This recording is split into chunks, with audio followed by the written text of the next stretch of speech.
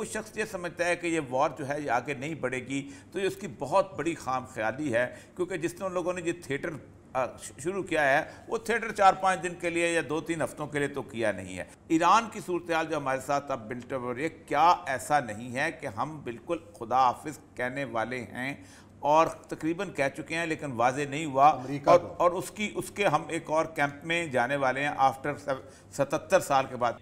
और पाकिस्तान को वो ये नहीं हो सकता कि वो ब्लैकमेल करें कि वो हम उनकी किसी डिक्टेटेड पॉलिसी पे चलें। जी नाजरीन, प्रोग्राम में खुश आमदीद कहते हैं। यूरोपीय यूनियन ने पाकिस्तान से एक मुतालबा किया है कि खुलकर रूसी हमले की मजम्मत करे और यूरोपीय यूनियन के साथ खड़ा हो। अगर पाकिस्तान ऐसा करता है, नहीं करता, तो इसके क्या मुज़म्मरात हो सकते हैं, असरात हो सकते हैं पाकिस्तान की इकॉनमी के ऊपर? जी डॉक्टर साहब। देखें, आई डोंट थिंक कि कोई यूरोपियन यूनियन ने इस किस्म की कोई रेजोल्यूशन पास की है, क्योंकि बहुत से ममालिक हैं जिनकी वहाँ पे रेजोल्यूशन में उन्होंने पार्टिसिपेट करना होता है। हो सकता है किसी ने वहाँ पे बयान दिया हो इस किस्म का, लेकिन आई डोंट थिंक कि ये कोई सीरियसली इस वक्त कोई थ्रेट है जिसके वजह से कि पाकिस्तान को वो अपने साथ मिलाएंगे तो क्या यूक्रेन में कोई बेनिफिट्स मिलेंगे? नहीं मिलेंगे। आई थिंक कि पाकिस्तान की अपनी एक बायलैटरल रिलेशनशिप है यूरोपियन यूनियन से, और यूरोपियन यूनियन के इंटरेस्ट जो हैं पाकिस्तान में या इस रीजन में, उसके लिए वो अपनी पॉलिसीज़ करते हैं। और पाकिस्तान को वो ये नहीं हो सकता कि वो ब्लैकमेल करें कि वो हम उनकी किसी डिक्टेटेड पॉलिसी पे चलें। अगर ये काम वो चाइना के साथ कर सकते हैं, दूसरों से कर सकते हैं, लेकिन पाकिस्तान का इसमें कोई जियोपॉलिटिकल हिस्सा नहीं है। So I will be very surprise अगर कोई साहब वो जो लेटर है वो कल वैसे फॉरेन ऑफिस ने भी यही कहा है कि बेसिकली उन्होंने एक लेटर लिखा है मिलके, उस तरह का वो परसुएटिव लेटर नहीं है। शायद खान नाज़िर साहब, यूरोपियन यूनियन की ये बात जो है ये तो अभी बिल्कुल बिगनिंग में है, और अगर कोई शख्स ये समझता है कि ये वॉर जो है ये आगे नहीं बढ़ेगी तो ये उसकी बहुत बड़ी खाम ख्याली है, क्योंकि जिस उन लोगों ने ये थिएटर शुरू किया है वो थिएटर 4-5 दिन के लिए या 2-3 हफ्तों के लिए तो किया नहीं है। जो इंडो पैसिफिक स्ट्रेटजी मेरे हाथ में है, इसके अंदर पूरी आउटलाइंस दी हुई है। असल मसला ये है कि इस रिलीफ के दौरान आपने ख़ास तौर पे कहा कि यूक्रेन पे हमें कहा जाएगा, और फिर उसके बाद आपने ख़ास तौर पे अफ़गानिस्तान का जिक्र किया।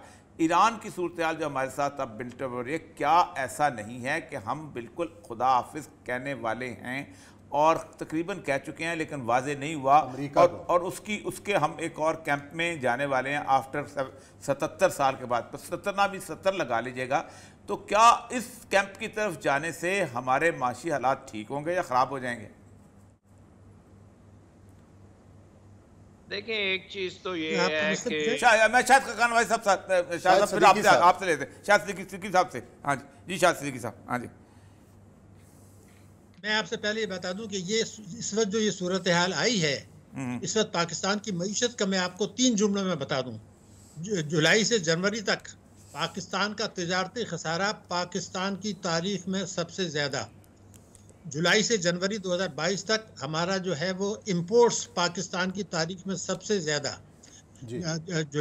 मई से अब तक करंट अकाउंट जो हमारा रुपए की कदर में कमी, ये पाकिस्तान की तारीख में सबसे ज़्यादा इस वक्त ये सूरत हाल में आई है। और आप ये नहीं देखें कि जिस वक्त ये जो ख़त आया है यूरोपियन यूनियन का, तो सवाल, उसमें जापान भी शामिल है, सवाल ये पैदा होता है कि इंडिया ने एब्सेंट किया, उसको उन्होंने क्यों नहीं कहा। ये एक घेरा तंग इस वक्त किया जा रहा है जिसमें हमने जो है मुआवनत अमलन कर दी है, जिसके लिए मैंने खिलवाड़ और सलामती के लिए ख़तरात का लफ्ज़ इस्तेमाल किया था।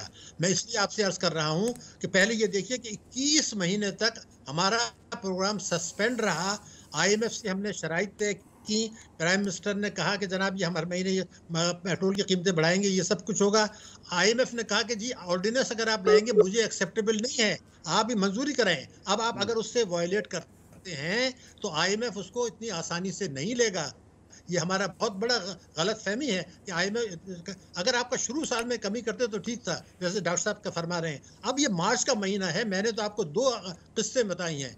एक तो ये कि ये IMF के साथ नाराज होगा तो ये उसके साथ मुज़ाकरात शुरू करेंगे, और ये कहेंगे जी जून का बजट आ रहा है, उसमें हम 500 अरब रुपए के इनडायरेक्ट टैक्सेस लगाएंगे, ये होने जा रहा है। नंबर एक।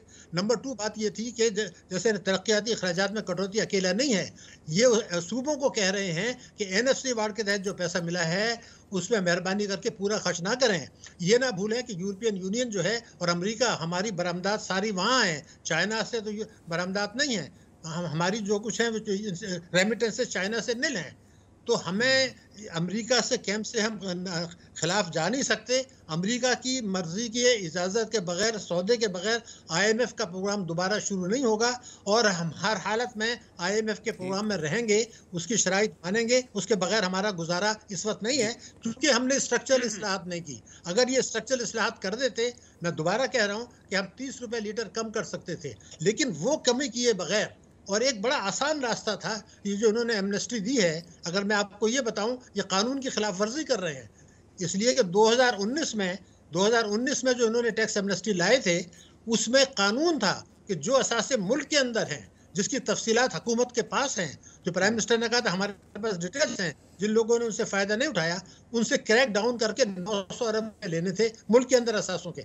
वो लेने के बजाय अब आपने एक दूसरी एमनेस्टी दे दी। दुनिया में कहीं इतनी एमनेस्टी दी जा रही है, तो इसका नतीजा ये होगा कि मईशत इतनी कमज़ोर बुनियादों पर है कि उसको देख के अब ये खौफ आता है कि अगर अमेरिका और यूरोपियन यूनियन इस तरह बिहेव करते हैं हमारे साथ, FATF का मामला हमारा लटका हुआ है, अफगानिस्तान के मामले में अमेरिका का हमारे ऊपर दबाव है, तो ये सारी चीज़ें हमें देखनी है। और इस वक्त चीन हमें जो है ना, वो कुछ नहीं दे सकता, ना रूस दे सकता है जो कि अमेरिका देगा, IMF, वर्ल्ड बैंक और दूसरी चीज़ें। इसलिए इस वक्त बगैर इस स्ट्रक्चर इस्लाहात की ये जो हमने खेल खेला है, ये सलामती के लिए इतना खतरा इसलिए है कि अभी जो आपने कौमी सलामती पॉलिसी मंजूर की है आर्मी के साथ इज्तिमाई दानिश में, आप उससे तकरीबन 100% खिलाफ हो जा रहे हैं।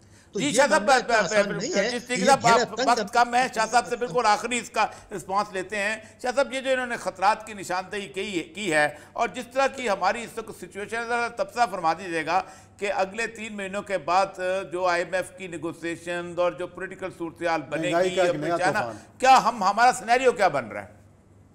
देखें, एक तो बात ये है कि ये डॉक्टर साहब ने जो बातें की हैं, ये चाय की प्याली में तूफान के बराबर हैं, क्योंकि ये समझना कि पूरा अमेरिका और पूरा यूरोप पाकिस्तान को ब्लैकमेल करेगा और उस यूक्रेन के ऊपर कोई हमें डिक्टेशन देने के लिए वो अपना पॉलिटिकल एफर्ट लगाएंगे, ये मेरा ख्याल कोई ऐसी मुनासिब बात नहीं है।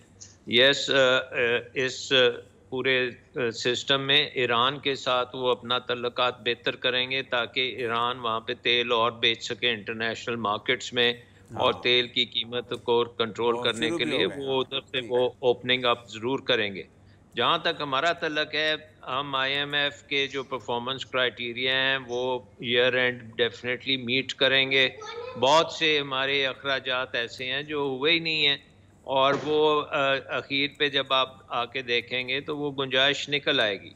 दूसरी बात है कि आगे चलते हुए जो अगली लेग है इसकी, उसमें जो रिफॉर्म्स करनी है उसमें इजाफा भी है रेवेन्यूज़ का, उसमें बिजली की रिफॉर्म्स भी हैं, उसमें बाकी चीज़ें भी हैं, और वो भी हम करेंगे।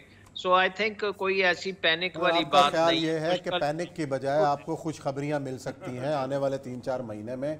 पाकिस्तान के पॉलिटिकल हालात को भी मद्देनजर रखना होगा कि क्या हालात रहते हैं। अगर हालात अच्छे हैं तो फिर मईशत भी अच्छी होगी। बहुत शुक्रिया दोनों मेहमानों का।